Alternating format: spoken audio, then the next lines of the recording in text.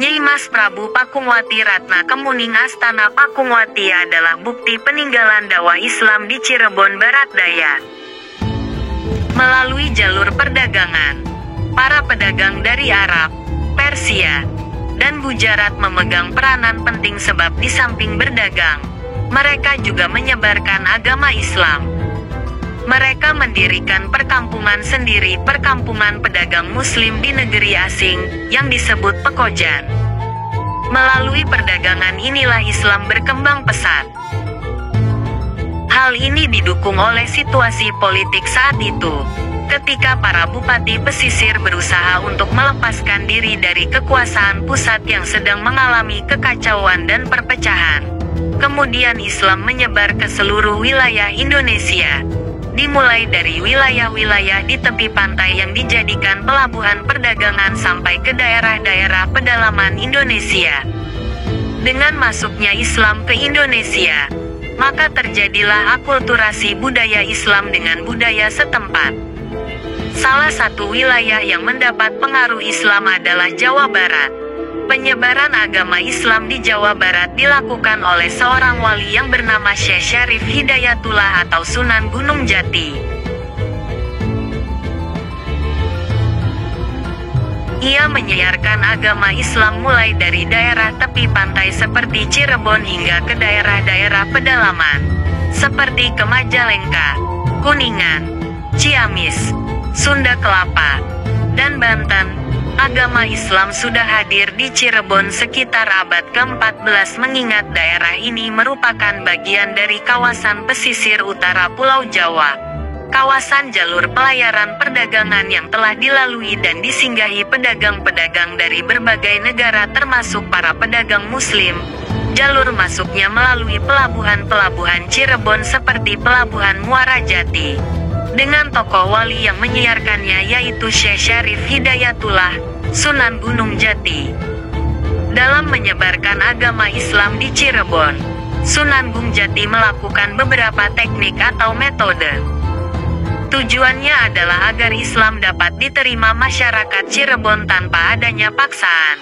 Karena jika agama Islam dipaksakan maka dapat menimbulkan gejolak di masyarakat tersebut.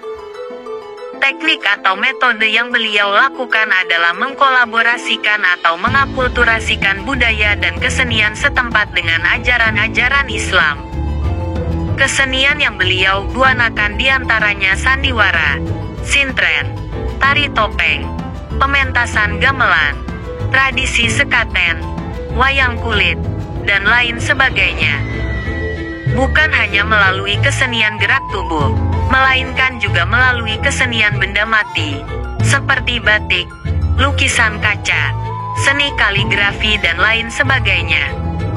Selain media seni, dalam menyebarkan agama Islam di Cirebon, Sunan Gunung Jati juga menggunakan strategi pernikahan.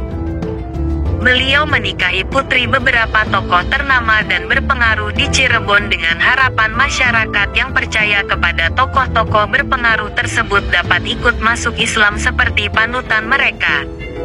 Wanita-wanita yang beliau nikahi diantaranya: 1. Nyai Babadan Putri Ki Gedeng Babadan, penguasa asal Galuh pada tahun 1471 M. 2. Nyai Kawumanten Putri adik dari Bupati Banten pada tahun 1475 M. 3. Nyai Mas Pakungwati Ratna Kuning Putri Tumenggung Cirebon, Pangeran Cakrabuana Pangeran Walangsungsang pada tahun 1478 M. 4. Putri Om Tienio Putri Kaisar Cina, Kaisar Yuwanglo pada tahun 1481 M. 5. Nyai Rara Baghdad Putri Saudara Syarif Abdullah, yaitu Syarif Abdurrahman Pangeran Panjunan. 6. Nyai Tepasari Putri Ki Ageng Tepasari, Pembesar Majapahit. Salah satu yang paling berpengaruh di Cirebon adalah Nyai Mas Pakungwati. Sunan Gunung Jati menikahi Nyai Mas Pakungwati selain atas dasar taktik dakwah, juga atas dasar suka. Sunan Gunung Jati menyukai sikap dan sifat Nyai Mas Pakungwati yang solehah.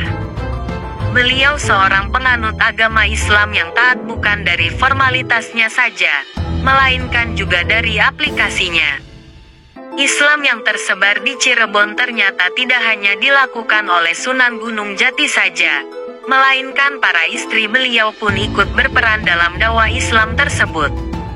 Sehingga hal ini membuat Islam berkembang dengan cepat di wilayah Cirebon. Terbukti dengan adanya situs-situs sejarah yang berhubungan dengan dakwah Islam.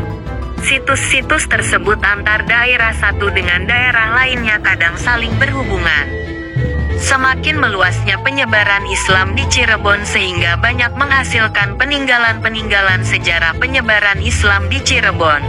Mulai dari benda-benda, petilasan, termasuk juga naskah-naskah kuno. Salah satu peninggalan Islam tersebut adalah Astana Pakungwati yang terdapat di Cirebon Barat Daya, karena lokasinya yang tidak jauh dari daerah Majalengka. Banyak pendapat mengenai tempat tersebut. Namun satu hal yang pasti, Astana Pakungwati tersebut merupakan salah satu peninggalan sejarah Cirebon. Hal itu sesuai dengan nama dan tempatnya yang berhubungan erat dengan Cirebon.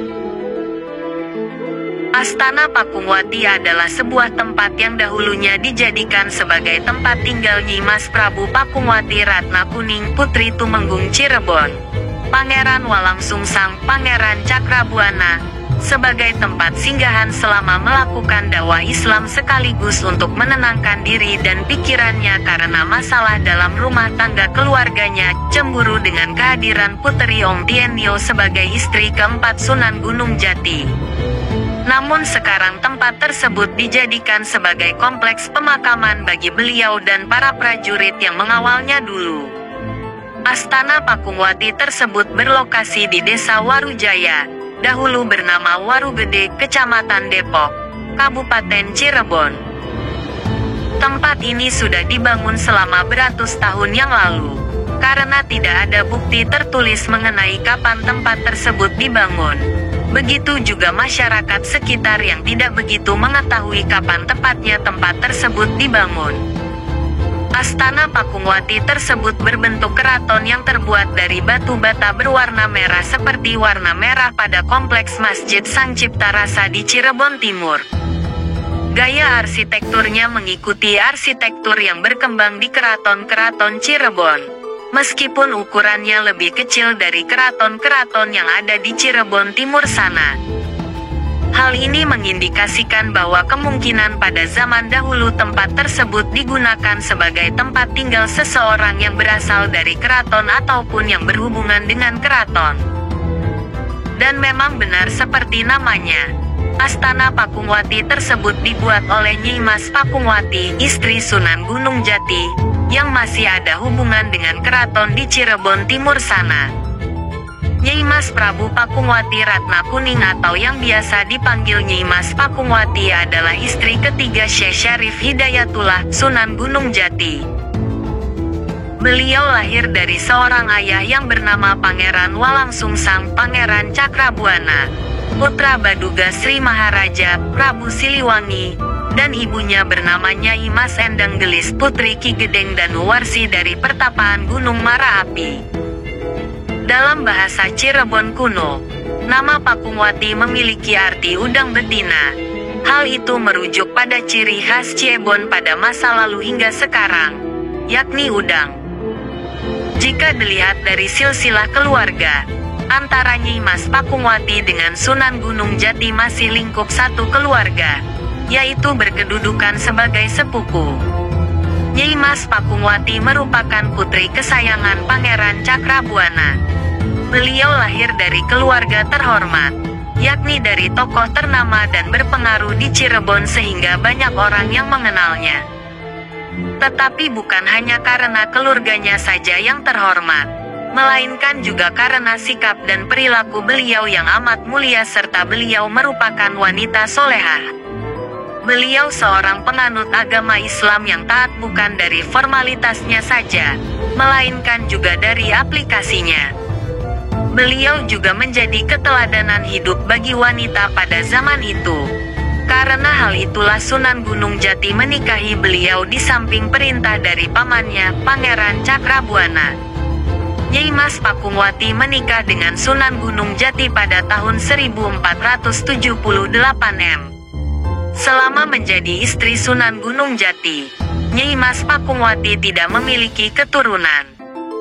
Sehingga tidak ada keturunan beliau di desa yang menjadi lokasi berdirinya Astana Pakungwati tersebut.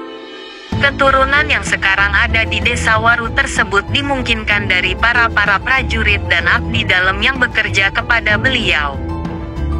Astana Pakungwati bermula dari keluarnya Nyai Mas Pakungwati dari Keraton Pakungwati, sekarang namanya Keraton Kasepuhan, untuk melakukan perjalanan menuju Banten dan bertemu dengan anak tirinya, Maulana Hasanuddin.